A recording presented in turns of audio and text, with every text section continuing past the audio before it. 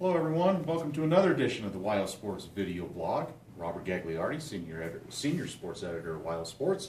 Scott Nulph, editor of WyoSports, here talking about Wyoming, Hawaii football. And Scott, at least it's time to talk football again. Yeah, it was a bye week. Did you get rested? No. Did you get no? Absolutely not. Way. I think I was busier during the bye week than I was if there was a game. But no Exactly. rest for the weary. It's football time again. And the Cowboys, I think, had a constructive bye week, a very busy one. But now it's back to game week mode, and it's conference play from here on out. 7 games left, 7 conference games, with already a conference win for the Cowboys. And Scott, I know you wrote about this today. Look, there's a lot of football left, but this is a pretty important game. They're all important. Every conference game is important, but this is maybe a more important game for Wyoming. Could you elaborate on that a little bit? Well, yeah. I mean, you look at the schedule they've got coming up, and you look at kind of like, you want to almost say the gauntlet of late October and early November, when you've got Fresno State and you've got Utah State and Boise State and Colorado State. You know, you're sitting at 3-2. If you want to be bowl eligible, you have to get to 6 wins. I mean, that's bare minimum. So when you play a team that's 1-4, I know they're better. I know Hawaii has proven that they have played Pac-12 teams better so far, but you got to find a way to win this game. So this becomes, in my mind, a really critical game. I know it's early October, but this is just as important as every game in late November for Wyoming. I think that's a good point, and I think if Wyoming's going to have success at Hawaii, obviously we've talked a lot about, they're traveling 4-hour time difference. Weather out here is pretty nice in Hawaii this time of year, any time of year for that matter. You know, this has got to be approached as a business trip first and foremost. I think they'll have enough distractions on the field against an improved Hawaii team, but they have to be focused and ready to go on Saturday, or it's going to be a long night or afternoon or whatever time it's going to be when they finally play the game. I know Craig Bull mentioned Monday that they're going to go out a day early. Do you kind of like that, to kind of get acclimated? You know, it doesn't seem like it's a terrible difference in time. I mean, but they will be starting at 10 o'clock, their body clock time, Wyoming's body clock time, Saturday night.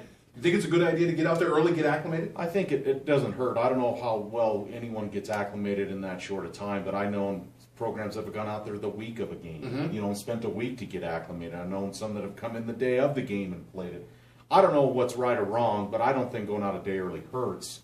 But I don't know how much difference that'll make, but we'll see. This is how Wyoming's going to do it, and we'll see how it goes. But, Scott, I think on the field, we hit on this a lot last week where, look, we know Wyoming wants to run the ball, and they've shown at times they can run the ball well.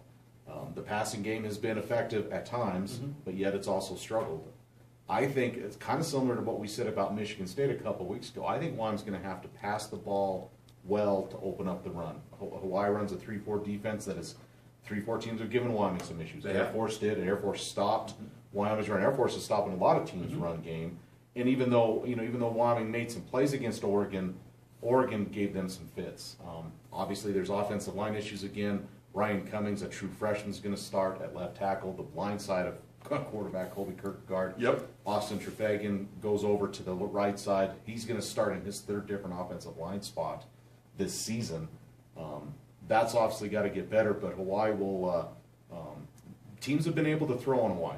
They've given up about 250 yards per game. They've given up some touchdowns, but they've given up some big plays. I'm not saying Wyoming should abandon the run and just chuck it, but if they can throw the ball effectively and be consistent with it, I think that's going to open up the run game. Now, a lot of that's depending on the pass protection. Wyoming's given up 22 sacks. As of last week before the bye week, only 2 teams have allowed more. That's got to get better for Wyoming, whether they're run blocking or pass blocking. They've got to eliminate those negative plays. Do you think this is a game maybe Colby kind of opens up his game a little bit? I mean, it's game 6 for them in this new system. Maybe kind of gets the rhythm going offensively with the passing game? Well, we'll see. I think they still got to be careful with him or just anything in this offense. They can't do anything that's beyond themselves. They still have to be what Wyoming does. Now, if they can pop a couple big plays, and not necessarily throwing it 50 yards down the field at once, although they've shown they can do that at times.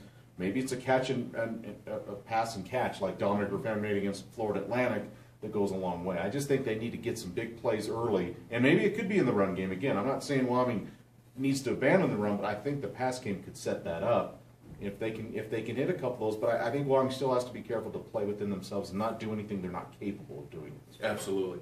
Defensively, again, another dual-threat quarterback. What does Hawaii present challenge? Looks like they've scored some points. They scored some points against Washington and Oregon State, maybe a little less against Colorado. but they feel like they're moving the football a little better. They're moving it a little bit better. You know, Ikea Woosley, I know I botched that one. You know, he is a dual threat. Now, he's not completing a high percentage of his passes. He's only completed 48% of his passes. But he can run it. They're good running back. A lot of fans may remember him last year, Joey Iasofa, I believe. Yeah. He's been hurt. Now, I'm not sure if he's coming back this week, but Steven... But he's close, right? He's close if he's not coming back. Steven Lakalaka, that's a fun one. I like that. He's their leading rusher. They can do some things, and they got some decent skill guys. Now, we've seen Wyoming hasn't been exactly great in pass defense, though. They don't want to give up big plays, and that's been a strength of this team, but they'll play a little soft and stuff, so I think they got to be careful, and they've got to somehow, you know, get some turnovers or force some negative plays. 3 sacks in 5 games, no sacks in the last 3. Not a lot of tackles for losses. The only team in the country right now, Scott, with no interceptions is a defense. Yeah, that's got to change. They've got to do something, and they've also got to try to flip field position. Average starting field position for Wyoming, 23, 24-yard line. The last 2 opponents of Wyoming have started on their own 40 and 47. Right. They've got to flip it. That could be in special teams in a return game, or forcing a turnover. They've got to put their offense in some better positions, and special teams is a factor. Forcing turnovers is another. All right. They're going 3,000 miles. They're going a day early. They got a time zone change. All that. It's tough to play in Hawaii. Give me a prediction. What do you think is going to happen Saturday? I think Wyoming's going to. It's not going to be pretty. I think Wyoming's going to find a way to win this. They may have to come back again late.